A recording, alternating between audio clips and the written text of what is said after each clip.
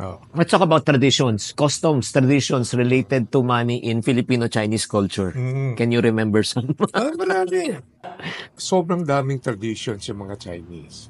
At importante rin. Ako naman nakakasala ako, hindi dahil sobrang tradition, sobrang konti. So, for example, alam mo naman ang pinanggalingan natin, hindi naman tayo pinanganak ng mayaman. Para sa akin, ang tradition ng Chinese, yung bilisan mo yung pagkain mo. May trabaho ka.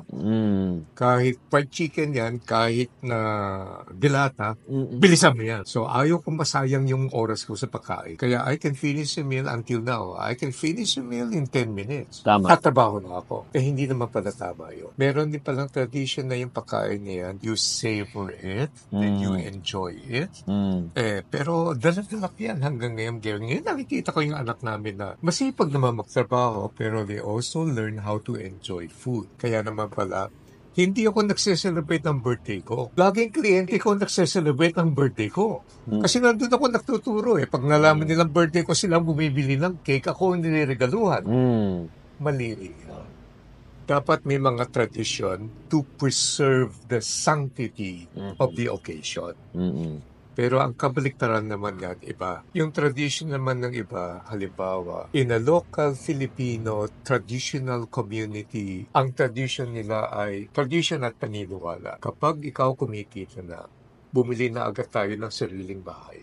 Oo. It's a tradition, it's a dream, it's an aspiration. Right and wrong.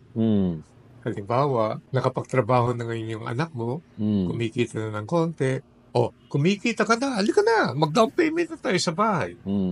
Aba, di lahat ngayon ng future opportunities ng batang yan, magnegosyo wala na kasi nagbabayad ka na amortization, nauwi ka. Tama. So, tama naman yung family tradition, pero applied in the wrong context, nagiging mali din. Oo. Compared to, siyempre yung Chinese tayo, di ba? Parang na-train tayo na bago ka bumili ng bahay, inegosyo ka muna, inegosyo mo muna. Oo. Palaguin mo muna yung pera mo. Gamitin mo yan. Oo. And then, pag kumita na, doon ka bibili ng bahay.